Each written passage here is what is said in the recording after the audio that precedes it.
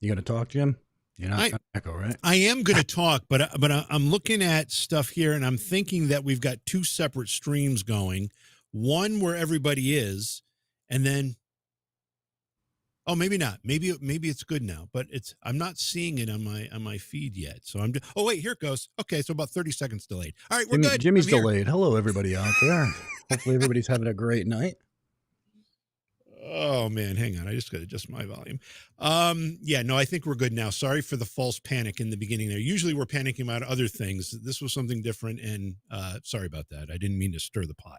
Well, we were all worried. Wanted to make sure we weren't going to have the echo. I mean, 3 out of 3 would have driven me crazy. I know, but this all stuff we're connecting for two different places, and we got all this stuff going on. So it's understandable that it gets a little complicated at times. I've been chit chatting in the chat here as we're getting started, and everybody's throwing out where they're watching from. Hello, it's great to see people all over, not just the country but the world, tuning in for just a simple chat. So it's great to see everybody. Thanks for being here. Absolutely, and it looks like we finally got the Facebook one going as well, though, too. So Oh, Facebook is up too right now. I believe so. It seems to. I mean, sometimes this is a little sporadic, kind of tough to deal with, but getting used to it. The one thing we've never been YouTube type guys, so this is new territory for us. But we're having fun, and we actually have some investigations coming up. We've been going out and investigating some incredible locations. I got to be honest. One just recently that we'll talk about in a few, but I mean, the place was insane. Let's be honest. I mean, we had Yeah, some crazy activity. We caught some crazy stuff. yeah, it was an incredible few nights there, and you and I went in, and I know we're trying to do something very different, and this was your vision from the very beginning.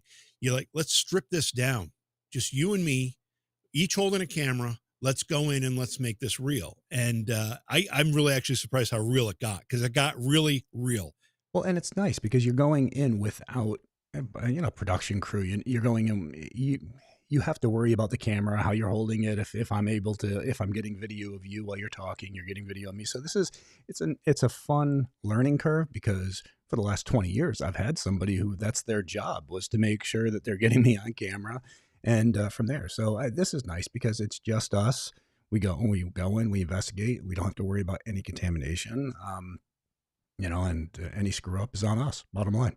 Right. And when folks actually get to see some of these investigations, we're going to talk about premiering the first one at some point here. I'm not sure if we're doing that tonight or whatever. That's your call. But the bottom line is, when people get the chance to see it, expect it to be raw. This is going to be real. This is going to be, again, Jason with a camera, me with a camera, exploring some really amazing places. We are just fascinated, not just by the paranormal part of this too, but the historic part of it, the kind of exploring part of it, getting to walk through a really cool old location. All of that makes it really interesting to me. And to be honest with you, some with some really creepy history. Yeah, I don't. You can say where we just were, Jim. I just wouldn't give any more than that away. But just so everybody knows. Do you want me to say it? Go ahead. Should we let that And cat you out of do the it. bag? Yeah, do it up. Okay. We went to one of Staten Island's notorious abandoned hospitals. Now, there's a couple of them on Staten Island. One of them has been investigated before and has actually had documentaries done about it. The one we went to hasn't. It was basically virgin territory for Jason and I. We went in. It's called Bailey Seton Hospital. There's about 6 buildings remaining in the complex. 5 of the 6 are completely abandoned, kind of frozen in time. And we were able to go in and explore and do some paranormal investigating, and they're amazing places. It's quite fascinating. I mean, and the place had children's ward. It had all these things. It had a psychiatric ward. There was special testing that was actually going on in the facility on people. So the list goes on and on. And we got to spend some time in the morgue, and which is a really strange morgue. Let's be honest. It's they got this weird hole in the wall that they pretty much rolled a cart to and slid you in. And Yeah, it's almost like I'm going to be careful how I choose my words here, because I don't want to conjure up images of anything really unpleasant. But it's kind of like it was like a factory set up to handle bodies. yeah, They had a whole hoisting system in there where the bodies, like you said, would come down this corridor into through this chute, this like what 3x3 or 3x4 chute thing. It's a really weird small setup. Yeah. And then they had this crane hoist thing above it. So they would just latch on to whatever stretcher, whatever it was that the body came in on and bring it over to the point where they'd put it on the autopsy table. Really, really bizarre. Really bizarre. But we got to spend quality time there, and if you want to call it quality time, I guess, and with no contamination, no issues. I mean, we were able to document some wild stuff, have some incredible experiences, some things that I think we need to go back and check out more because some of the activity we caught, you're like, how the hell is that possible? I mean, it happened like right next to us or right in front of us. It's nice. Of course, you got to deal with contamination issues and stuff. You have some open windows and broken windows because it seems like everybody has to find every pane of glass and throw a rock through it when it's an abandoned building. But yeah, so I mean, it was a wild time. Yeah, and like you said, we did have to deal with some contamination, but we were prepared for that. We knew to expect it. We also had to deal with critters that had very big footprints in. Yeah. We're like, if we turn a corner, we run into a bear or something. Not that we would expect a bear on Staten Island, but some of those footprints would indicate that it was something very, very large lurking those halls, in addition to whatever humans were And I at the see some time. people asking how old the property was. It was built in the 1800s. And so it had been out there for a long period of time. I mean, it housed Civil War soldiers returning who were dying, and it was used as a tuberculosis clinic. The list goes on and on. Yeah, I think 1837, 36, something like that was when it was first opened, and it was first opened as a hospital specifically for sailors and merchant marine personnel. And then it evolved from there into a marine hospital for the U.S. military, and then it became a Civil War hospital, and it just continued to have different evolution throughout time, and operated right up until I think that it was the early 80s when they ended up closing the facility. Yeah, well, and you can see why. I mean, when we were in there, it's just well, and we found rooms. First off, we found some crazy rooms. We'll have to show, but and some of these rooms had like thousands and thousands of just bulbs. That was it. Yeah. Remember that one? It's just like, and you're thinking, my God, how much money was when they closed the doors? How much money did they just leave behind and walk away? And that's crazy because you think just the amount of money being thrown out the window. Well, one of the things that Jason and I didn't struggle with, we actually had some fun with, is Jason with the background as a plumber, and I own some rental properties too, so I do some light construction when I need to. We were walking through this place and we're like, look at that marble wall that they just left there. Boy, we could use that. Or look at the wire molding stacked up in here. Boy, it'd be nice to have that. But they just left it all there. Just like a whole room full of wire molding parts or circuit breakers or, like you said, light bulbs, or just walked away. Amazing. I see a bunch of people are becoming para friends, para supporters, and you can do that on YouTube. There's this whole thing, and it just creates another little community where I'll post behind the scenes videos and other little videos. We're actually just getting that all cranking, and we're having fun with it. I just bought a 360 camera, and that is going to be amazing. So I just went down to, I don't know if a lot of you know, but Rhode Island at one point was considered the vampire capital of the United States. Bram Stoker actually researched a case here when he was writing Dracula. It was the case of Mercy Brown, and Mercy Brown died January 17th, 1892. The townfolk believed that she was a vampire. Her sister had passed away a couple of years prior, her mother as well, but she was one of 7 kids. And after Mercy passed away, they finally buried her. They had to stick her in a shed that was at Chestnut Hill Cemetery until they could break ground because the ground was frozen. Well, March 17th, 1892, they dug up her body and in return removed some of her organs. It's mixed reports. Some people say it was just her heart. Some say it was her heart and her liver. But there's documentation on this. Again, Mercy Brown. And they removed her heart and liver or whatever, and they cooked it on a rock next to the grave. And then they mixed those ashes into her brother Edwin's elixir. Now, this is documented. So just Mercy Brown. Look up the case of Mercy Brown. And, of course, thinking that would cure Edwin and that he would survive because he was sick at that point as well. And a few months later, Edwin still passed away. But So I'm going to go down to the Mercy Brown Cemetery. I'll take the 360 camera. I'll go down there and I'll show you guys around the cemetery, and that way you'll be able to move your head if you're using a headset, move your phone if you're on the phone. If you're on the computer, you just swipe back and forth with your mouse, and we'll go from there. But I'm going to have fun with that camera. Let alone some of the locations we go to. We're going to do 360 video of as we're walking through, so people can see the actual location. Again, if they want to view it in a 360 mode, great. They can see all around. But I think that'll be fun, man. I think it'll be really fun, and it'll also provide an immersive experience for people who are watching.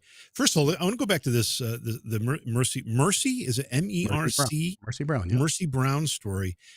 It's such a fascinating story, and I'm Yep. really, really surprised that more people don't know about it, because it really it's kind of like a mixture of Salem witch trials, horror fiction, Lizzie Borden. It's all these legends all kind of thrown into one amazing story. Well, and beyond that, so Mercy, again, that was 1892, January. Her father passed away in 1922. So now think of this, 30 years he had to go live knowing that his daughter, the town folk had thought his daughter to be a vampire, and that he had to agree to this to allow them to exhume her body and do this to it and feed his son, who he had lost, the ashes. He spent 30 years having to think about that. Not even that, but the oldest living member of that family was one of the sisters, Harriet Brown, who ended up making it to like 1955. So that girl had to go 60 plus years knowing that the town of Did Exeter. anybody interview her like later in her life? In the you get into the 40s and 50s, and a lot of these superstitions that people held have kind of evaporated and aren't really part of society anymore. And you wonder if what she thought at that point, and if anybody ever came to her and said, "Hey, we're sorry." I wonder if anybody did that interview. I know that there had been talk, people had talked with her and interviewed, but the family was kind of private after that, because you got to think at first. And another problem is Mercy Brown Cemetery. You can see her headstone, and it literally has a metal bar mounting to the ground because people have stolen her headstone. So, of course, as a family member, she probably didn't want to do a lot of interviews. She was hoping it would be something that'd be forgotten with time, so people would stop desecrating the graves and things like that. But I mean, it's a crazy story. The story of Mercy Brown. It was the vampire craze of New Mhm. England. But again, it's what solidified Rhode Island as the vampire capital of the United States. It's pretty wild. It's pretty wild. And just an editorial note, one of the things, Jason and I obviously both have a passion for the paranormal, but at the same time, we have a passion for legends and lore and these types of stories. And if if you've got a story in your area, something similar, maybe that people haven't talked about or heard about in any real capacity, let us know about it. We're really curious, and we're looking for these types of things to look into and do some research on, and maybe come film or whatever. But there are so many of these little stories that are confined to local areas that the story doesn't get out on a national level, and we would love to hear some of those. Well, Rachel Coss said, I just got to bring this up, like Lizzie Borden, I guess. Absolutely nothing like Lizzie Borden. Lizzie Borden, I mean, just like the song, took an axe and, took out her mom and her dad and then claimed it wasn't her. So, no, 100% different. But yeah, it was just a horrible story. Yeah, I mean, I got the chance to actually stay at the Lizzie Borden At the house. Lizzie Borden house. Yeah, that's a great place. My first experience with Lizzie Borden, really knowing the story, obviously everybody knew the nursery rhyme as a kid, but do you remember Elizabeth Montgomery? She played Samantha in the Bewitched TV series. You know Yeah. what I'm talking about, right? Yeah. They did a made for TV movie in the mid 70s, and I was a little kid. And she played Lizzie Borden. And I remember watching that and being scared out of my mind about that legend in that story. But they did another one not too long ago, right? And Yeah, they the actor did. who ended up playing, Christina Ricci, I think. yeah, she starred in it as well. So I don't know. Who knows? And why would someone Um, steal a headstone? Who the hell knows? I I mean, know. and I that's the know. reason why we don't investigate graves, cemeteries, because we have to worry that people are going to go in and vandalize or something's going to happen. Yeah, you don't want to draw too much attention to some of these places because they are, for the most part, unattended, and you don't want people going in and just being disrespectful, or as you pointed out with Mercy Brown, stealing a headstone or something. That would be the worst case scenario. Listen, we have a couple super chats. I just want to say thank you. I don't know if you were going to do that or not, but Tina JT, thank you so much for the super chat. Tina says, thank you for all you've done for the paranormal. Jason, I say the same thing to you. Thank you for all you've done for the paranormal. You really, really changed all of this. And I know you don't like hearing this, but it's the truth. Well, And I think it so, was combined effort with everybody, and I greatly appreciate it. I've done the best I can, and that's all I can do. and then let's see where the, oh gosh, it always disappears. Julius Gibson, thank you for the super chat, saying, I've been watching Ghost Hunters since the beginning of the show. Do you think demonic possession is actually a thing, i.e., what you see in other ghost shows? Well, I don't think it is anything like you see in other ghost shows. I think that is, yeah, TV, made for TV. It's try to bring the dramatics up, try to hope the ratings increase. I believe that there is a very rare type of possession to the point where you can be controlled by something, but I think it's blown way out of proportion by so many. I mean, we get sent to cases to write up preliminary reports on so-called possessions by religious organizations, and 99.9% of those have nothing to do with with a demonic entity or anything like that. So, yeah, there's some weird things out there, but I think a lot of people play it up for their own benefit. Yeah, you know, people do a lot of crazy things for clicks or ratings or whatever it happens to be. And one of the things that I can say, and I know you won't say it to toot your own horn, Jay, but one of the things that's so refreshing about the work that you've done is that your intention is to keep it real. If people watch, good. If they don't, that's okay too. You really just want it to be real, and you want to move the discipline forward. You want to learn. You want to answer real questions, and that's something that deserves respect. So I can Well, say thank that you should. And be drifty. Thank you for the super chat. And yes, I remember signing the bobblehead at HorrorCon. There's a bunch of bobbleheads that were out there of Grant and me from the early seasons of Ghost Hunters. And when I see those are always neat to see. I have a bunch stored away as well, but I remember signing it. So let me see that again. Let me see that again. That's Oh, my bobblehead oh, of me. I never even knew you had a bobblehead. I know. Well, I only have this one. I think it was my daughter got it for me for Christmas. It was related to another show I was doing in a different category. But yeah, so that's my bobblehead of me right there. I signed it for myself, just so you know. You signed it. Oh, that's yeah, okay. Wow. That's Oh, good.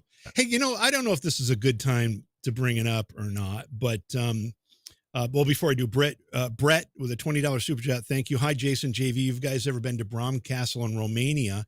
If not, have you been to any European castle? If so, what castle's your favorite? I bet the Lep Castle in Ireland, a couple others, but I've never been to uh, the Brahms Castle. No, I look forward to eventually getting over there. Yeah, I haven't either. I've been to a lot of castles throughout Europe. I spent 6 summers traveling Europe, and each time I would make different castles part of my travel itinerary, but I never did any kind of investigating or ghost hunting at any of those. It was just as a tourist more than anything You else. were And busy it's just investigating the women of the area. That's yeah. I was learning the local cultures, Jay. I was immersing myself in the culture. Just like It when was we a investigate like an old closed down brothel. Jimmy's like, I remember when this was open. yeah. But I mean, there's so much history in Europe, and I mean, obviously there is here, but there's less evidence of it here. You don't see the buildings standing from 3,000 years ago here, like you will in Europe. So it's just awe-inspiring. Every street you walk down in most of Europe, you just see thousands of years of history. It's pretty humbling in my experience. Absolutely. So, and I see a bunch of questions out there. People are throwing questions out about the paranormal and the nastiness that is out there. And yeah, we've seen that. I think it's sad because people, of course, when it comes to YouTube, people are trying to generate clicks. So, and some of them do it trying to be as nasty as possible. I'm not sure really why. I mean, people send me stuff all the time. I don't spend a lot of time viewing YouTube. I'll go on and I'll look for something real quick if I'm trying to figure out something about the car or a camera. But and I'll spend a lot of time on it just because there is a bunch of negativity. I've talked with Beardo recently, and even he's getting attacked. And you know what? If somebody doesn't agree with somebody, fine. I mean, if you don't like Beardo, to each their own. But I mean, he hasn't done anything wrong. He has his views. He might be hard stuck on his views of other things, but that's his views. So if people don't like his views, then don't watch him. Just do your own thing. But I know he also attacks other people, so that goes both ways. I can't just say that one way. But like I get all Can I ask you a question? no, go Because ahead. I'm not that familiar with Beardo's work. I've seen a few things, and I particularly paid attention when you started addressing some of the things he was Yeah. saying. Does he attack people? I want to be careful because I'm not looking to attack him, but I just want to know: does he get personal in attacks, or is he just look at evidence and give his opinion on the evidence? Well, the only time I've seen him get personal is when there's been something personal thrown at him. Okay, So his retaliation is like that, but you can't blame him. I mean, if somebody attacks you personally, it's kind of normal for you to attack right. back. But no, most of the things most of the things I've seen, I haven't watched all his videos, but most of the things I've seen has been him calling out certain things or his views of certain things, and the way he addresses it. Sometimes he might come off like that's a fact, but honestly, when you talk to him, that's not how he is. He's just pretty much that's his views and that's what he's putting out there, and letting people draw their own conclusion. Just like Kenny Biddle, who again he's a friend, but Kenny's kind of the same way. He's like, I might not agree with you, but you can have your views, I'll have mine, and that's fine. And that's the way it needs to be. I mean, if people don't like or want to deal with somebody, then just don't deal with them. But spend all Yeah, day I mean, trashing them or whatever. yeah, disagreeing is one thing, and it's perfectly acceptable. In fact, it's important for people to challenge ideas and beliefs and evidence that's presented. That is actually a good part of the process. But when it gets nasty and personal, it's a completely different animal, and that's where we have to draw the line. Listen. I had an epiphany the other night because I was thinking about this, and I was thinking about one of the videos you did when you were talking about some of the things that Beardo did. Now you kept saying Beardo, Beardo, Beardo, and then your name's Jason Hawes. I'm thinking, man, you need a name like that too. So I'm thinking, what can he be? What can he be? So I I'll just came go up by with Awesome. what's that? I'll just go by Awesome. You can do that. But What? I'm thinking What do you too, got? Oh he's God, what's this? Beardo. Yeah, you have a beard too, but you can't be Beardo. But what's your other defining feature? Baldo? You want to call me Baldo? Is that where you're going? So, Yes, but listen to this. This is why it's all right, funny. yeah. What's Listen, mm-hmm. I'm thinking, okay, well, he can be Baldo. And then I realized, wait a minute. Baldo is my mother's maiden last name. Baldo is my family is their name is Baldo. So either that makes us related in a weird way, or you shouldn't use the name Baldo. You decide which. Baldo? Yeah. It's no, I don't know.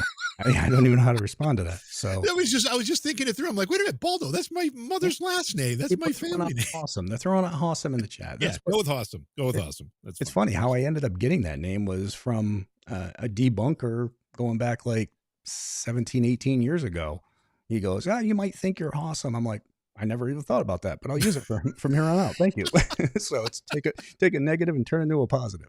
But no, there is Uh, a lot of negativity out there. But I don't think, and a lot of people pointed at the debunking community, and I don't think it's the debunking community. I think it's certain individuals who might be a part of whatever community who then take it and run. Just like when it comes down to the paranormal, there's believers who are decent, and there's believers who are over the top. I mean, you're going to get some of those no matter what. And then it's people who try to attach my name to everything or every video they do in hopes that it's going to boost up their ratings. Or somebody sent me a thing where some guy, whatever, but it was like all his videos. He's got pictures of Tori and Cody, and he's got a picture of me on it. What the hell do I have to do with any of it? So, but he uses my picture out there, so in hopes that it draws attention to his little thumbnail. So I was going to type this, but somebody asked, Baldo's really your mother's last maiden name? And it is. That's exactly. My mother was born in Naples, Italy, and her family name is Baldo. And yeah, so that is true. I want to say something about about this, some of the pettiness in the paranormal field too, because it's not just at your level, Jay, where people are criticizing TV shows or whatever.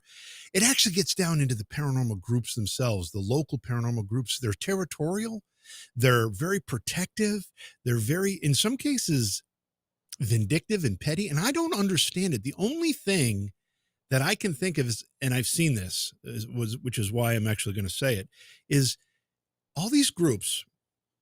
I'm being very general here, and I don't mean every group, but the groups that are petty and vindictive, they all seem to think they're if they go out and investigate, they're going to get a TV show. And if that's what their motivation is, they should not be doing this. They shouldn't be doing And I this. think that's so a lot of positive things came from agreeing to do the show Ghost Hunters. It helped push the field out there. It made it where people were more open to be able to talk about this. They didn't feel like they were being scrutinized. A lot of great, phenomenal groups out there. I mean, you can search up. There's a ton of groups that aren't even part of the TAPS family that are wonderful groups. And some of them are great friends of mine. And then we have the TAPS family. You can check out at tapsfamily.com. And those are groups that we work hand in hand with that are all over the world. And they all get along. They all have their areas. And if I get a case in Pennsylvania, I can send it to the TAPS family group there. If I get a case in California, TAPS family group there. In Germany, you name it. And so we've got all the TAPS family groups, and they just work hand in hand. Everybody gets along. I mean, they might have a butting heads here and there, but things happen. But yeah, no, I agree. I've definitely seen people just, one group tearing apart another group, and the worst part is not even just tearing them apart, but online, like on Facebook, on YouTube, on TikTok. Um, where where's the professionalism of that? In a field where you're striving for professionalism, you're striving for respect, or hoping that people can at least respect your views, your beliefs, your investigation styles. Where's the professionalism when you're doing that? You don't think people are out there and they see these videos and they're like, what the hell? I'm going to call this person and have them walking through my house. Um, I think it takes away. It takes away from the field. It hurts all the teams, not just their team, not just the team they're after, but it hurts all the teams, and it just makes it a mockery. Let's be honest. I just want to address a chat because first of all, folks, if you haven't been on one of these live streams, the last couple times we've done it, the chat moves pretty quickly, and we don't always get to see a comment or a question. If you super chat it, it helps us because it highlights us, and I have a few of those lined up here for us to address. But in addition to that, if you have a question or a comment and you really want it to be noticed, do it a couple times. Be I wouldn't persistent. say it, yeah, I wouldn't say it in a row, boom, boom, boom, boom. But every 30 seconds or so, that way it'll catch. I mean, we've got almost Uh, 700 people in here right now, so yeah, exactly. So be patient in that regard. I did see a comment from S. Kaus, who said that good to see you guys on YouTube. It seems to be much better than being on regular TV. You get to control what you do and say and all that stuff. And I just want to say this. I'm not going to comment about TV because that's a completely different animal. But you're right about being on YouTube in the sense that it does allow Jason or the two of us together to do things that we probably wouldn't be able to do on regular TV. And these investigations that we're doing is kind of the synthesis of that. It's how what we worked our way toward, so we can do some real stripped down raw investigations and try to keep it as real as possible. Not that the TV thing isn't, but you've got, there's a well, whole different level of production with TV. well, and I agree with you, and it's fine. I've dealt with many networks, and there's been times in the past where I'll post something online, and I've had people from the network call me and be like, you should remove that post." Why? Well, you should remove that because you've got them monitoring everything you do. And it's like, I'll take the hit. It's fine. If somebody doesn't like it, whatever. It's my page. Yeah. So they do give you sometimes a hard time with certain things. And I can imagine somebody who's not on the level where, Jim, you've come out, when I've been investigating, you see production works for me. So it's a total different ball game than a lot of the shows. So I can imagine somebody who's not on that level, who might work for a production company, they put something out, or they're getting everything checked before they put whatever out.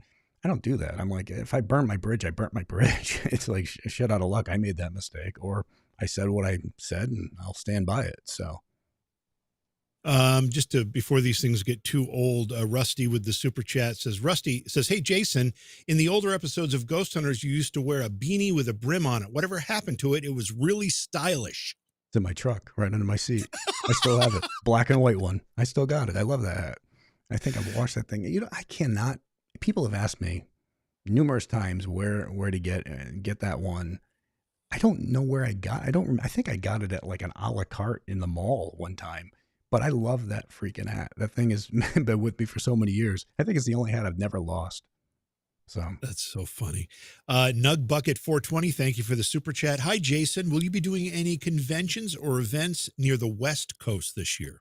near the West Coast. You know what? I'll have to check on that. I do have some events coming up. I'll be at Smoky Mountain, Paracon. I have a couple different events. I'll be at Penhurst.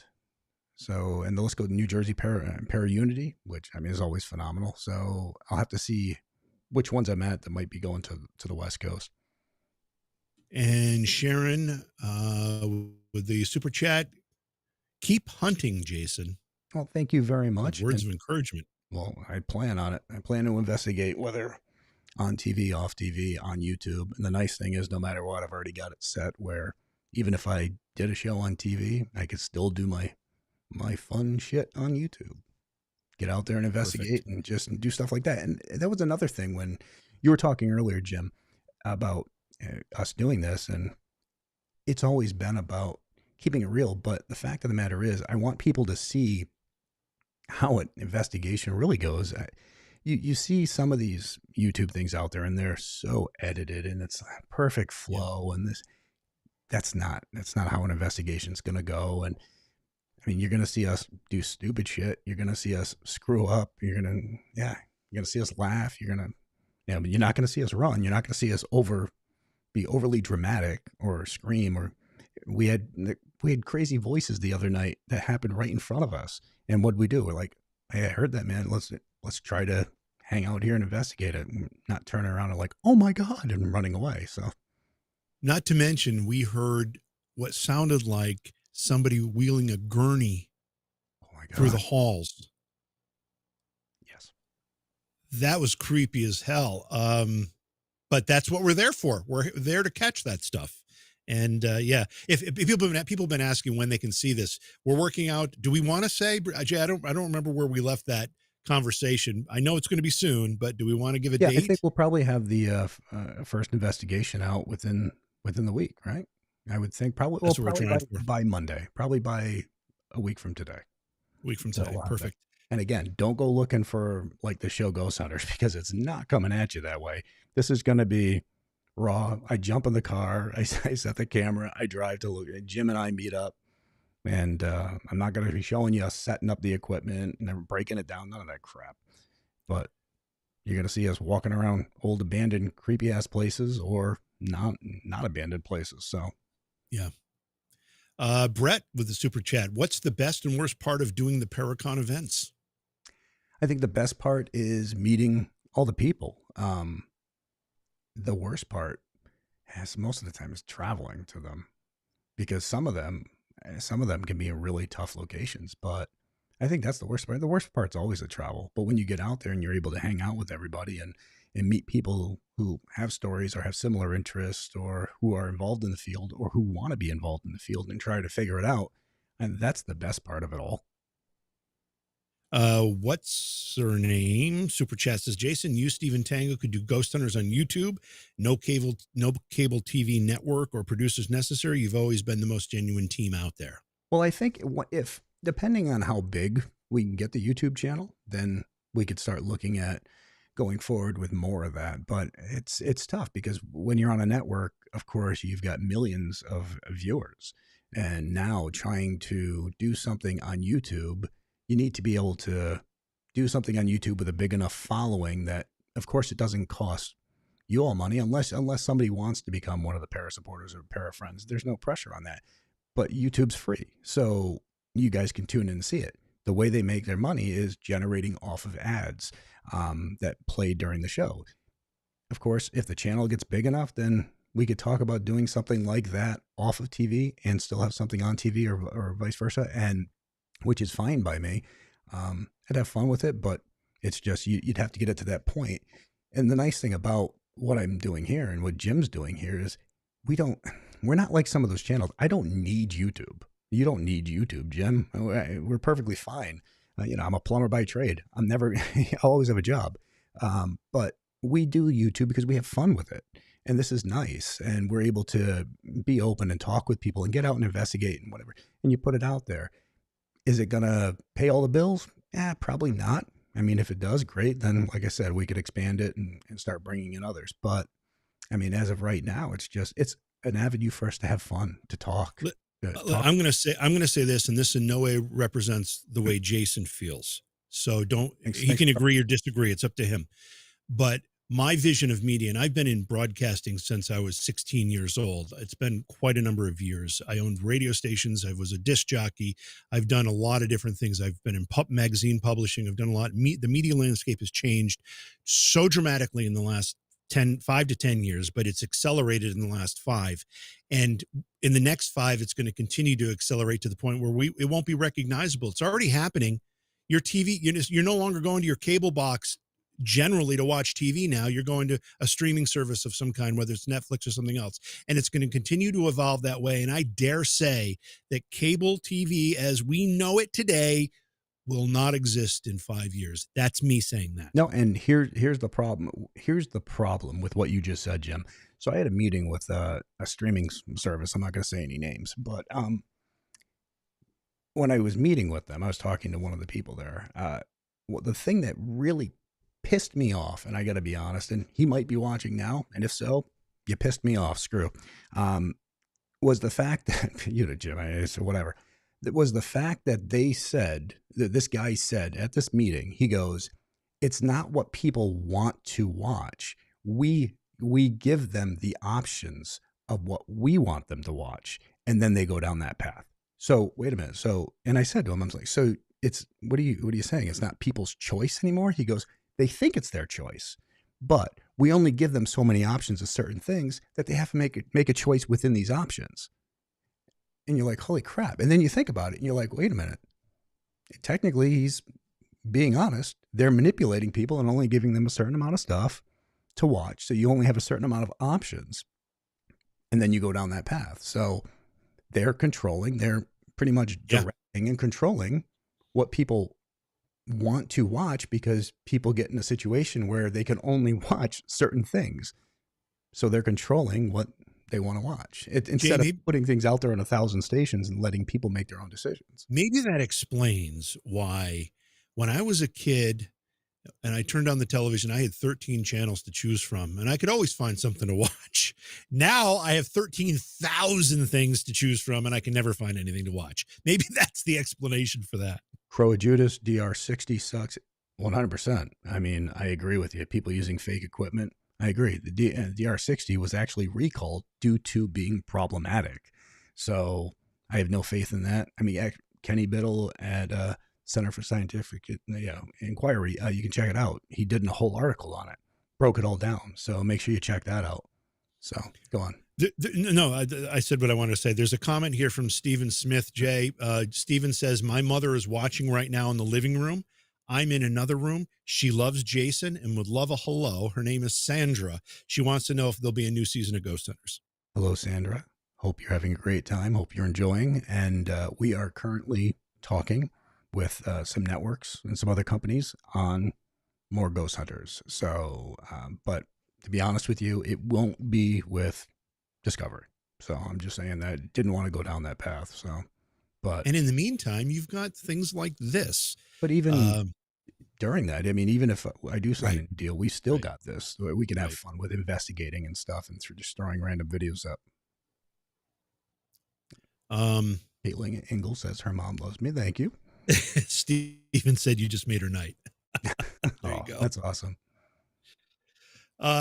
Yeah. So I just want to say one more thing about the backstabbing and backbiting going on in the paranormal field. It really doesn't do anybody any justice or any service. I've actually been to investigations where the owner of the location will tell me, oh, I had this group in and all they did was complain about the other group or this person or that TV show. That doesn't do anybody any good. It makes us all look bad when people do that. So if you're in a paranormal group that does that, either get them to change or leave that group and go with a better group or start your own group that doesn't bring that pettiness and those animosities into investigations, especially. Well, I just mean try to keep the professionalism alive and stop. Yeah, and those people out there who are making videos and whatever, who are making them just to attack people or to question. I mean, some people do it to question, which I think is great because that's what needs to be. But I mean, just as an attack, and whether people want to believe Satori and Cody or whatever, to each their own on that. Satori's my daughter. Cody's soon to be my son-in-law. I love them both dearly. They do their thing, but stop throwing my picture up on everything with it. It's It's great. it just makes no sense. It's you're using my picture, throwing it out there to try to draw Yeah. attention to it. It's like just whatever. But yeah, so geez, it's just annoying as hell. But well, it's not Yeah. even annoying because I don't get annoyed on it. I think it's funny. I mean, somebody sent me something. It was some guy created a picture, Satori and Cody are on it, but then put my head on a Superman body. I was like, that's actually a good shot. I mean, you did a good job. So, thanks. Hey, can I So, use that? yeah, yeah, because I didn't. I'm not going to ask if I'm going to use that. I'll just screenshot. But yeah, there you go. Thanks. So, Listen, without getting into any of the controversy, because I really don't know a whole lot about it, but what I do know is that Tori's your daughter, and no matter what, that bond is the most important one, and you know, and anybody who would question that is a fool. So yeah, I mean, and her and Cody do their thing. It's people want to believe and people don't. That's up to them and so forth. It's and just like we all do our own things. I do Satori's not on every investigation with me. I'm not on investigations with Satori. She's my daughter, so I love her dearly, and I'll stand behind her out. So whatever. I still can't believe, though. I mean, I think of this with all your children. I was at your house a couple weeks ago, and I saw your boys. I'm like, gee, they're first of all, they're huge, and secondly, I'm like, what the heck happened? I remember like Satori, I remember her being like a little 10-year-old running around, and we were at Disney World doing stuff with my kids. And I'm like, when did all this time pass and When all we're these kids Yeah. grow up? So when we were at Disney World, Jim, we sent the wives and the kids to Disney one day, and you and I sat and just drank. We had to. We had to. Because I still had pictures of the wife actually had given me pictures where she had come back, and I had the twins at that point, and they were small little boys, and I created a bubble bath that was so full that the bubbles were falling out everywhere because Jim dragged me to the bar. Jim, that's right. That's what happened. That He was me. dragged me to the bar. Kicking and No, screaming. I I said, don't, I'm Jim. I not don't want taking, I'm not taking no for an answer. You're to. going. Yeah, exactly. So Uh, Super chat from Danger Zone, good friend. Danger says, JV, love you. Jason is okay too. He's obviously joking around there. Much respect. Thanks, Danger. Good to thanks, see man. you, buddy. Yeah. There's so much that we could be talking Yeah, about. I do somebody want to know mine. Maddie, if I Go- still investigate with Maddie. Yeah, No, yeah. we ended up losing Maddie about just less than a year ago. It was crazy because I lost like all three dogs within like a 6-month period.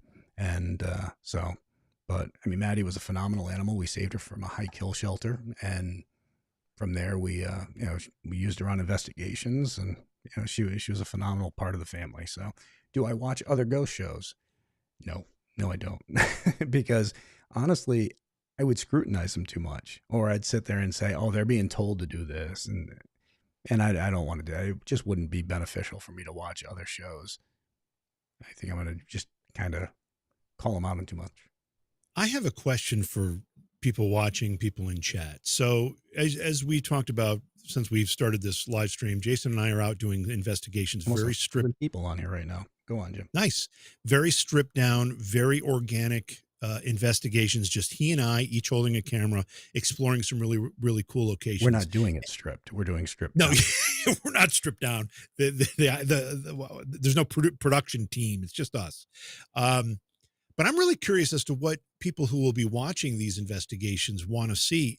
Obviously, there's a paranormal component, but how much interest is just the exploration component, the historical component? What other bits and pieces are of interest to people watching a YouTube style, not a cable TV style, a YouTube style uh, investigation, like the ones that Jay and I are putting together. I'm really curious as to what people think. Because to me, the historical aspect is the coolest part of it. Because what led to all the deaths in that area? What led to the traumatic experiences? What led to the reason why there's higher potential to be haunting or haunts in this location? And like when we just did Bailey and Bailey Seton, so many tens of thousands of people came through there. So many people died there. There were medical testing. There was medical testing going on. The list goes on why people would still remain there or have passed on traumatic experience or died in general there. So, yeah, a lot of people are saying the history of the locations, and that's always been the most interesting to me on everything. Yeah, and that seems to be what everybody's chiming in with. So I would agree with all that as well. I remembered I wanted to say something earlier because somebody asked the question. Somebody said, how do you become a Parafriends member and how do you do super chats? I think Chad will be able to help you with this, but really, I think it's as simple as if you look at your chat bar on the bottom of the YouTube chat, you'll see a dollar sign thing to the right hand side. If you click that, it opens up a menu and it gives you different options of all those things. So if whoever asked that question, I just wanted to address it Yeah. for you so you weren't unanswered. But just know we're not asking you to. It's No, just the options there. So, we're just having fun with this. right. More. Um. Let's do this.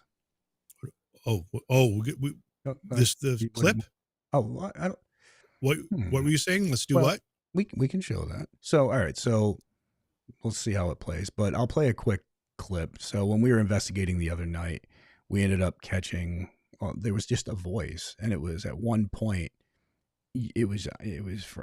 happened right next to you because you were going by the certain area. Now there is a quick F-bomb that gets dropped in there. So I want to apologize. I got to tell you, this Jason so much. He goes, I dropped an F bomb. I don't know if we should play this. Well, and it's funny because in the edit that we're going to be putting out there, I have it bleeped, and I'm Oh, like, do you? Okay. yeah, I'm like, "Gee, should I bleep it? It's an F-bomb, but I don't know. Let's I'll play this. It's only like a 10-second clip, and I can play it twice. And let me just say again, this is from the investigation that Jason and I just did at Bailey Seton Hospital. This is one of several things that we caught on our review, and it's pretty cool. Yeah, this is cool, but it's nothing compared to the stuff that we did catch. So here, we'll play it real quick. The fuck is this?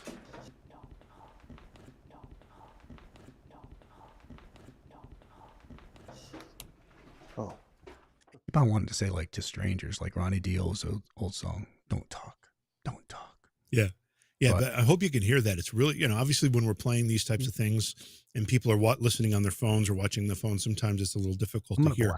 I'll play it again and I'll turn the volume all the way up. We'll see. Okay. All right, here we go.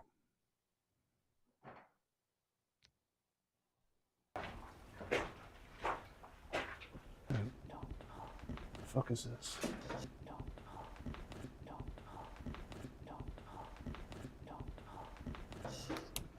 Oh.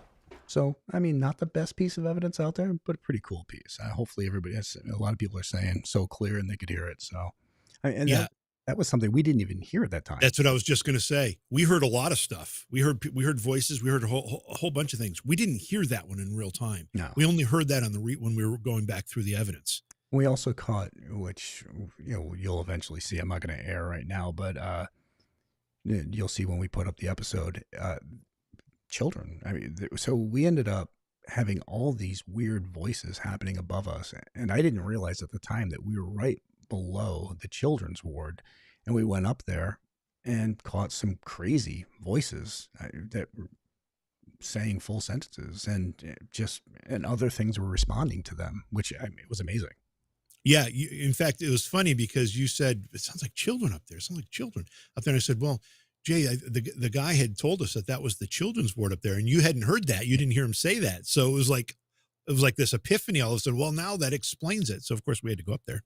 Yeah, exactly. And a bunch of people are asking where that was. It was at Bailey Seton Hospital in Staten Island, New York. And we just went out and investigated. We spent numerous days there. And we've got a whole investigation, and we'll air the whole thing. We're probably within the week. We'll have it all set and up there.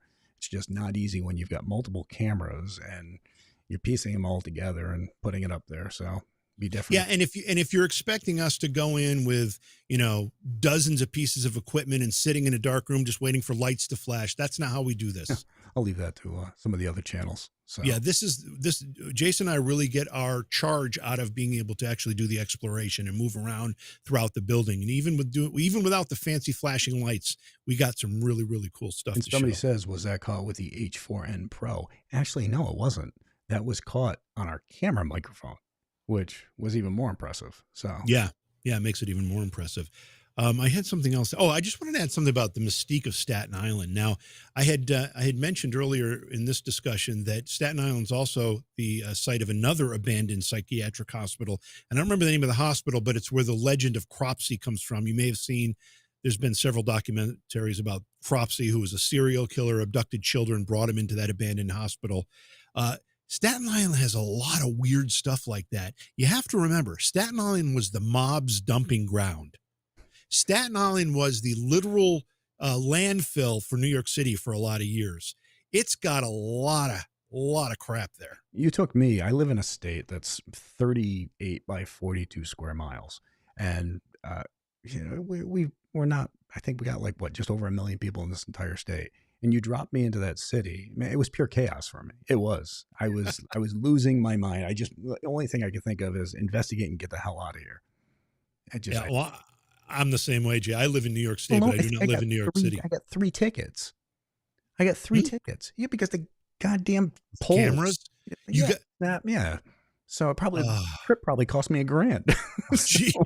yeah. I mean, Oh, every man. time I turned around, I'm driving, and all of a sudden, I thought it was lightning. No, I'm Yep. blasting down a friggin' Splash. side street and just Yeah. snapping pictures away. So Yeah. I'll be paying speeding tickets and New York, Yeah, New York, Staten New Island. York City, especially Staten Island, they've got those speed cameras all over the place, and they just snap your picture and expect you to send them a check, and it's just a revenue machine for the corrupt. Well, then they're gonna put out a bench warrant on me because that's one of those things that I'm like, just for the morals of it. At least if it's a cop, you can face to face. When you just take a picture of my license plate and send me a ticket, I'm like, Yeah, there you go. So have a nice day. no, I agree with you. I think it's absolutely ridiculous that that's even legal. They can do that. Brett just sent it. Brett just sent a $10 super chat. I can use that to pay my tickets. So, jeez. But in that super chat, Brett says, "I know you guys have both done a lot of traveling. So if you had to pick one favorite city you've been to, either in the U.S. or internationally, what comes to mind first?"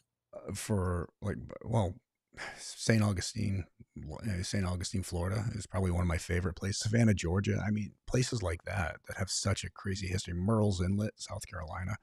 I mean, those would be like ideal. Eventually, I plan to be down there. So Yeah, anytime anybody asks me what my favorite city in the world is, I always say, and I haven't been to all of them. There's a lot of cities I haven't been to. So from the universe that I've traveled in, Florence, Italy is amazing. The birth of the Renaissance. It's such a crazy, beautiful place, and it's one of the few places that wasn't completely destroyed during the war, World War II. So most of the original structures are intact. I love that. Domestically, it's hard to say, Jay. There's so many cool places in the United States. There really are, paranormal or otherwise. They're just some really, really cool places. I agree with you about some of the sites in Florida too. it's becoming less and less. Yeah, Places. So I know. a scary place out there. Oh my God, yeah, so bad. All right. So what else we got? The Lighthouse of St. Augustine. Yeah, you have family there. It was one of my favorite investigations ever. So, all right. Let's see. More questions, Jim. What do you got? I'm looking for some right here. My friend who used to live on Staten Island had a lot of experiences at her house and other people's houses too. Yeah, Mary. See, that's the thing about Staten Island, and that's why it's so bizarre to us. First of all, that you've got this massive hospital complex. And there's more than one, but the one we visited, and they just leave those buildings standing there. It's New York City real estate. And we all know that places in New York City are not cheap. And we wonder why they're standing there, just these skeletons of former hospital operations, and why they haven't been removed and condos built. Because right on the waterfront, Bailey Seaton's right on the waterfront. We're Well, thankful they haven't, because it gives us an opportunity to go explore them, but it's just weird. yeah, but then you and I you walk into certain rooms in these buildings and you're like, yeah, that's asbestos all sitting Yeah. right there. So Yeah. we'll try to head out and go somewhere else. So would you Yeah. ever investigate the suicide forest? I'm Can, not sure, but go on, Jim. I'm sorry. I just need to add this because I don't want anybody to either see our investigation that we did there or hear this conversation and think you can just go walking down to Bailey Seton and run around in there. You cannot do that. We got special permission to come in and do what we did. The security team that's on site there, knew we were there. They were actually looking out for us while we were there, so that we didn't have to worry about anything. It's not a place that's open to the public for investigating. So if you're interested in it, watch the investigation we did, but don't think that you're going to be able to go down there and investigate it. No. Yeah, Mm, we got special access. absolutely. So, all right. Any chance of doing any old school house calls again? Yeah, absolutely. I have no problem doing that. Maybe even do some for the YouTube channel. I think it'd be great. It'd be a hell of a lot easier than trying to do a place like Bailey Seton, which was a huge building. I mean, it was just insane. Massive tunnels, again, like 6 buildings that were abandoned, and I mean, just a maze of corridors, really, really crazy. So Sorta Rican says, have you investigated the Chelsea Hotel in New York City? I haven't. Jay, have you ever done that? No, I don't think I have. So, do you still do home investigations? From Linda Williams. Yep, that's actually the most important investigation for us because you're helping somebody. When you go into a commercial building, you're not really helping anybody. You're going to expect, well, like Bailey Seton. We're going there because so many people passed away. We're hoping that we're able to document some activity or figure out what's going on. But when you go to a home, it's a personal thing. You're trying to help out those homeowners, whether it's paranormal or not. So I think that's the most important case. Della says, do you believe a person, or asks, do you believe a person can be haunted and the ghost or spirit follow them from house to house? Well, I don't think a person is actually haunted, but I think an intelligent spirit can go wherever it wants. So if it wants to follow somebody, or if it's following them for a certain reason, I don't think that means a person is haunted. I think that's just that they're being stalked by a ghost, I guess, a ghost stalker. I guess. Yeah. Can you But get a restraining order against a ghost stalker, Jay? I don't know. I'm not sure. I'm not sure. I was Uh, trying to think of some funny comment to come off with that, but really weird. Yeah. Rusty wants to know, do all your kids enjoy doing paranormal investigations, or do some of them have no interest in anything paranormal? They're all interested in the paranormal, some to different degrees. Some are like, Dad, let me know what you found. Others are like, I'd love to go with you, Dad. So, but all my daughters have always been involved in the paranormal. My son Austin's been involved. Logan, they're actually kicking off. Uh, they're putting a YouTube channel together. I think it's Growing Up Paranormal or something. So Oh, right, cool. they have like a little icon. It's two ghosts because it's the twins. So it's two ghosts with like cameras. But yeah, it's gonna be Logan and Austin. Oh, that's cool. Let's see what else was the shadow figure in the lighthouse. So I think we're talking about St. Augustine. What or was the shadow figure real in the lighthouse? Yeah, of course it was. I mean, it just appeared. So there was no way for anybody to get up there and get by the cameras, let alone whatever was at the very top didn't set off the motion light, which was set off the minute anybody went upstairs. So I mean, it was just a crazy bit of evidence that we caught. So Sorta Rican says the Chelsea Hotel, which she asked, I don't know if that's a he or she, asked about the question earlier if we'd investigated. It says it's allegedly haunted by Sid Vicious and a Titanic survivor named Mary. Well, that's pretty cool. That's some cool backstory there. Yeah, absolutely. Well, I'd love to check Hey, it did out. you see that? Did you see that the Cecil Hotel in LA is for sale? No, really? No, is it? I'm The not. one, and now I'm sure many people have seen the documentary about it, but that was the one that had the strange story about the woman, the girl who was missing for weeks, Oh, and yeah. then they found the surveillance video of her acting very strangely in an elevator, and then she was found in the water tank on the roof. Yeah, I watched a thing on that, and I guess they were able to figure out what happened. So Well, tell me, were they? yeah, I'm uncertain yeah, as to. it I think was. they What? speculated Yeah. that it was mental health issues. But still, just to watch her behavior in the footage they caught her on the elevator, it's part of you're watching. She's afraid of somebody. She's peeking out, looking like somebody's following her. It's really curious. But in addition to that, who's the other? There's two other serial killers that lived in the Cecil Hotel while they were killing. Oh, wasn't Ramirez, yeah, Richard Ramirez, is that right? Is that the name? And another one. So that hotel has got some real skeletons, right. proverbial and literally, in its closet. So I don't know, Congress Hotel down. Yeah, we did. We did the Congress Theater. That's what it was in Chicago. So we had checked that place out. But am I interested in buying another haunted hotel? Probably not. I mean, if it was nice and close to me, yeah. I loved the Spalding Inn. Spalding Inn was haunted as hell. Let's be honest, this is why I bought it. I mean, my friend Meatloaf wouldn't even come and stay there because of the place. You would stay there before it opened. I remember your son coming out and just being like, "My dresser drawer, James." He's like, "My dresser drawer just opened all by itself," and he was terrified. Yeah. Remember that? He was sheet white when he came out. And the thing about James, as opposed to your boys, James is afraid of all that stuff. Your boys will investigate ghosts and all that. My son will not not do that. No, he was terrified, and we were snowed in, so we really couldn't go anywhere. Right. So I That's mean, right. Kind of like The Shining, haunts of The Shining. exactly. So I loved owning the Spalding Inn, but it was tough because it was 3+ hours away. So, we had some great people running it, but also there were some not so great people that worked there as well. So we had to deal with that. That's the problem with any kind of business like that, especially one where you don't live on premises, and not everybody can. So you got to rely on people, and like you said, sometimes you get good ones, and sometimes you get not so good ones. And it only takes a couple of not so good ones to make it a real disaster for you. So Yeah, and Spalding Inn was a place that Grant and me owned that was up in Whitefield, New Hampshire, and it was the Spalding Inn, and we had the Two Kings Pub and Restaurant. So, but we used to have some great parties there. I mean, some phenomenal Halloween parties there. We had yes, and adult New Year's. only. Oh yeah, geez, adult only Halloween parties. Oh my God! Let me tell you, there were some incredible costumes. Man, I miss that stuff. That's what I I gotta start putting that stuff back together. These crazy Halloween parties that we'd have. So Oh, that's too funny. yeah. Jason, any chance of behind the scenes continued Facebook wars with Sherry here too? I'm not sure what that means.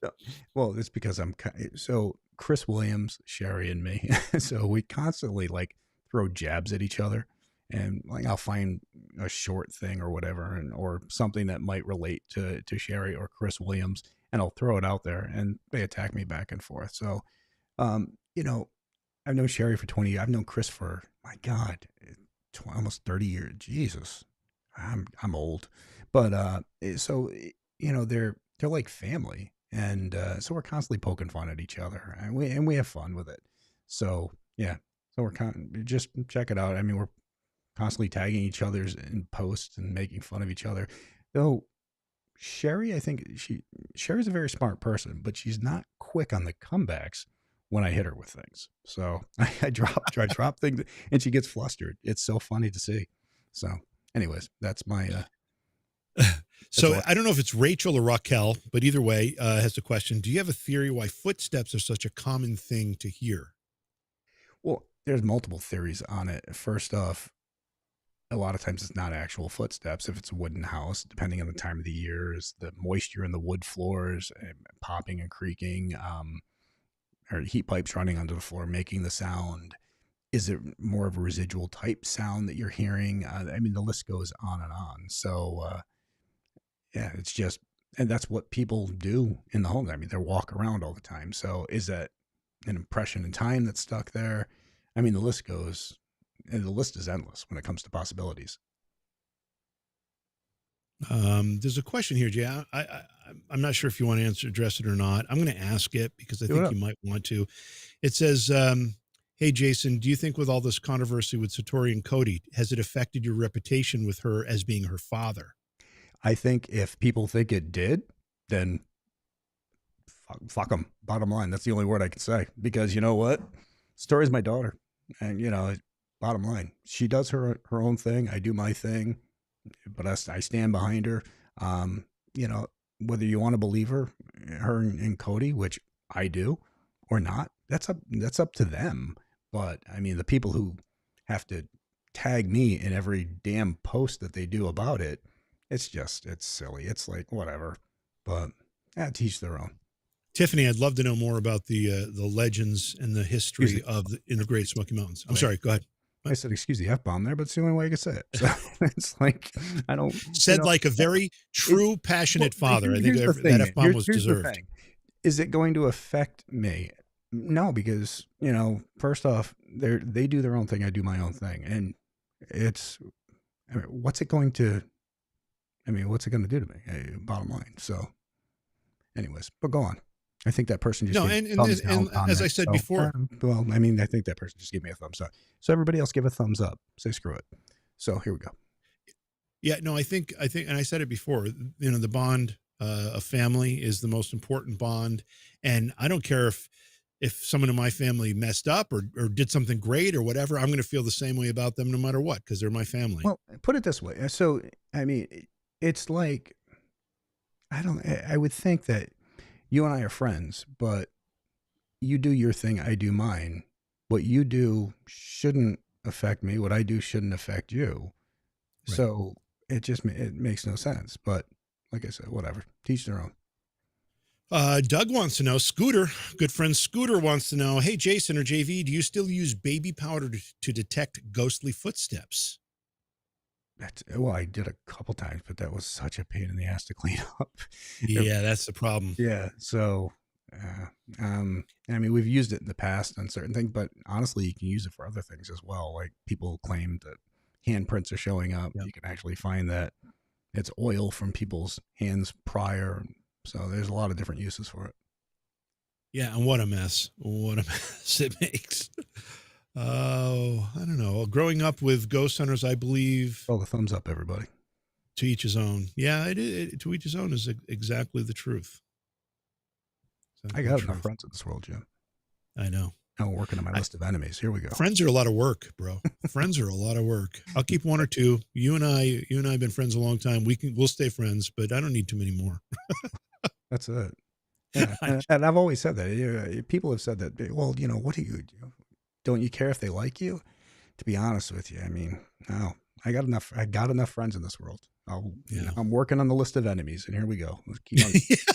How long is the list? Well, by the looks of it, it's getting longer. But yeah, Getting longer by the minute. as long as Oh man. as long as the positive outweighs the negative, that's all that matters. Hey, did we want to send our condolences to a good friend? Yes, our good friend Taryn. Taryn Kerper. We love her dearly, and she ended up having a situation, lost her mom the other day. Taryn, I love you, hon. Hopefully, you and your family. Well, you and your family are definitely in our prayers. So. Yeah, there's nothing easy about it, Taryn. It's a life. I say this and kind of giggle because it's so obvious that it's true. However, your life will never be the same. But what you need to do is cherish the good memories, cherish the good times, and remember those good times and those good memories will always be a part of you. So, our condolences, our sympathies, and of course, if there's anything that we can do for you, we're here. Absolutely. All right. So, what do we got? So I don't know. I got a lot of thumbs up comments. What I got the back over here between you, Sherry, and Chris. Well, thank you. We have a lot of fun with that. But I think that also goes to show that we're such. I mean, we've all known each other for so long. We're like a big family. Steve, 30 plus years. So we can have fun with each other. We can joke. We can laugh, poke fun at each other. And you can see that connection. Just like when you and I, Jim, you and I have known each other for a long time, and we're joking. People know that we've been friends for a long time. And I like that people can see that. We weren't a bunch of people who were casted to make a show. This is just who we really are. Yeah, real relationships, and it comes through in the genuineness of the product, which is very, very important. Brett, our very prolific super chatter, thank you again, Brett, says, Jason, I remember when you guys used to have WWE wrestlers on the Ghost Hunters episodes. You should get Stone Cold Steve Austin for a Halloween special and go as each other. Yeah, we had a couple wrestlers on the show, CM Punk and a few others. It was interesting. And some of them, they were a little spooked. I mean, she's a live show at, Which was one that screamed and ran? yeah, he took off. Yeah. Oh, geez, I That was so forgot his name, funny. but That was so funny. Um, so I have to know. So the comments I'm seeing on the stream screen, how far behind are they from the comments in the regular YouTube chat? Do you know? are you 'Cause I'm talking? trying to find one I saw up there. I have no idea. I mean, Okay. they're going fast. There's 800 people who are with us right now. So, Yeah, yeah. Well, there was a couple in here that I thought were really, really important to address, and now I can't find them. uh, Bluey Wolf. I missed the Halloween shows too. I had a lot of fun with that. And, I don't know, that's always something that JV and I could think about doing.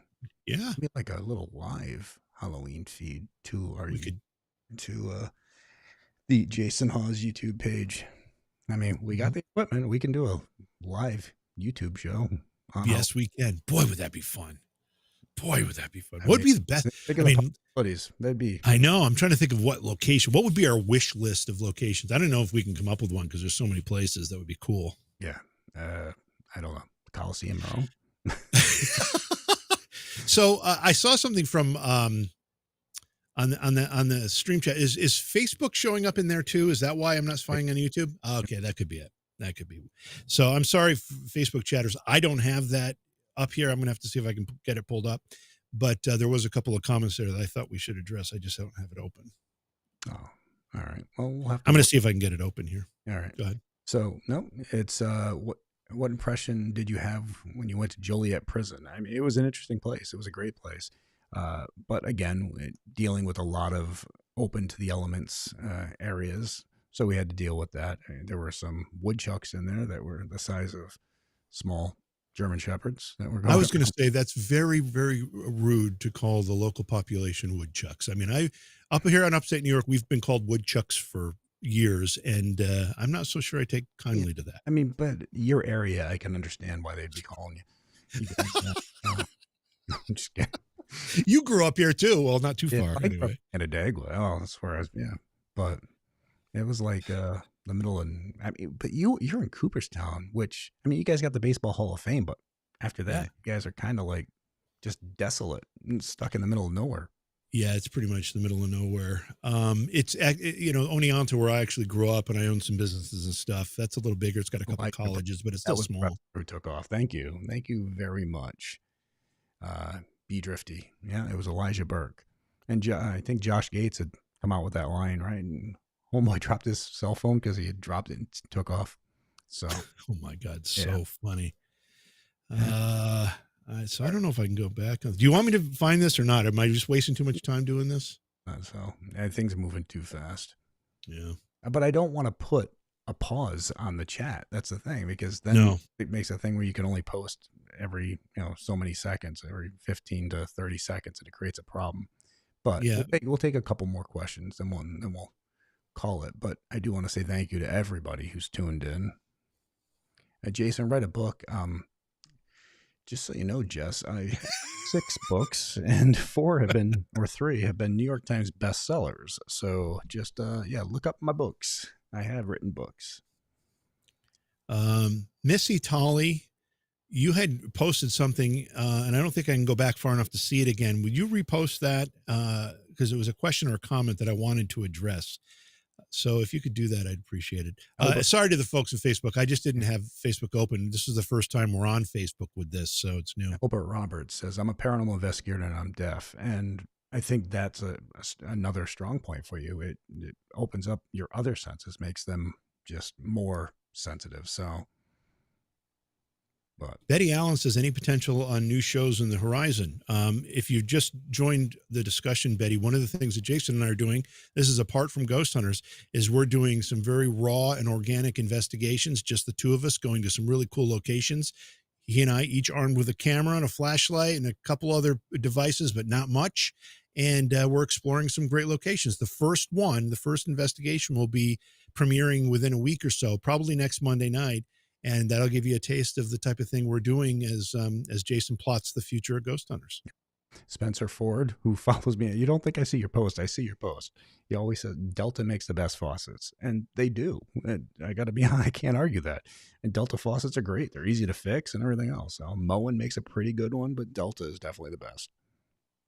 Really, better than Moen? Yeah, they're easier. I mean, they just less problems. Yeah. Really interesting. Good to know. Good to know. See, that's why it's always good to know a plumber. I'm telling you. All right. So let's see. I met some of the staff at prison in Illinois. You heard whispers. Okay. Awesome. Go on. So Tim Lovejoy over on Facebook asked a really good question, because this is one of the pivotal moments in Ghost Hunters. Everybody remembers this who watched the show. But Tim says, any final conclusion on the caped figure that was captured at Eastern State? No, honestly, we had cameras set up in other areas too, because I mean, I wanted to know, was it, I mean, what first off, what was it? It was whatever it came forward went back just as fast, and it was in the pitch black and the pitch, darkness. So, and it was able to miss a pole that was sticking out of the wall. It was like it never even turned around. I had no idea what the hell that was. I'll be honest. That thing was moving really quick in the dark. So, what's the YouTube channel? The YouTube channel is Jason Hawes, all one word. It's at Jason Hawes. So, guys, make sure you like, you subscribe, do whatever on that. So, and yeah, we'll probably be airing. We went and did an investigation at Bailey Seton Hospital in Manhattan. Staten Island, New York, and we'll probably have that up by next Monday, so a week from today. I mean, it was a really interesting place, but again, it's not going to be an episode of Ghost Hunters. It's not going to be fine-tuned. It's not going to be heavily edited. It's not going to be like that. We're just going, I mean, basically, we're just taking out. Basically, all we did is pulled out camcorders who just walked into a place and filmed it together and threw the shit together. That's it. Because I'm not going to invest that much time into editing, because I want you guys to see what an investigation is like. Exactly. And Becky says, where will the show be with you and Jason be aired? And as Jason just said, it's going to be on the YouTube channel. Just go to YouTube/Jason Hawes, right? That's YouTube.com/ at Jason Hawes, just one word. So made it pretty easy. Yeah. Real easy. And it's we've got another investigation scheduled for this weekend, and then another one in 2 weeks after that. So we've got a lot of really cool places on the schedule, and we're really looking forward to getting in those places. I need to get Delta for my kitchen now. Yep. Oh, you should. Hey, I'm a plumber, Roto-Rooter right there. So still am. Recession free. We're not going back to the outhouse. I still work for Roto-Rooter. And Darren wants to know who makes the best toilets, since we've turned this into plumbing chat. I like Kohler. Toilets. Yeah. Toto, but I got to say, I can't say anything about Toto because I've watched people pour golf balls down a flush. Those things work great. You're really confused, right? How can you make a bad toilet? I mean, what part of the toilet is it? The flush mechanism that can be bad? It can be that, but it can also be the trap. So it's the how quickly the water comes out of the actual tank, and because you got to remember, it comes through the little holes under the rim. Yeah, shoots in and flushes it down. So yeah. What makes a toilet bad is not being able to get rid of the stuff in there. So yes, I suppose that would make it bad. And I also noticed that many of the new toilets are coming with 2 buttons on top. One for pee and one for and number the one. Other stuff. Well, because they used to be 3-gallon flush. So every time you flush, it's 3 gallons that you wash down. And then they changed to 1.6 liter. So, which it was great for especially people with septics or water bills and everything else. So 1.6 liter, but you don't need 1.6 liters every time you pee. So you might need 4 gallons for. Do you remember, like, people used to, because of the water bills with the 3-gallon flush toilets, they'd like put bricks in the tank and stuff to occupy more space so it wouldn't use so much water? Yeah. Somebody said bidet sprayer. You know what? When you head overseas, you really realize, because you think of bidets and you're like, that's weird to me. But then you head overseas and you're like, this is heaven to me. You're like, really? It has a blow dryer as well? My God, I'd never have to leave the bathroom. So funny. You realize that bidets are a very, very nice thing. Yeah. Yeah. All right. I think that's a great place to call it a night, Jay. The guy from Roto-Rooter says bidets are heavenly sent. So anyways, all right. Well, thank you everybody for hanging out with us tonight. And again, we'll probably get another video out. We'll have that video out probably by Monday and a week from today. We got some other investigations coming. So make sure you subscribe. It's free to subscribe. It's at Jason Hawes on YouTube. So youtube.com/@JasonHawes. If you want to become one of the para friends, para supporters, you can do that up, but no pressure on that. We love you all. Thanks for the support, and we look forward to just throwing out some raw video of two guys walking around spooky ass places and seeing what we catch. So until next time, have a great night. Talk to you all soon. You look kind of weird with your hand there, Jim. Bye.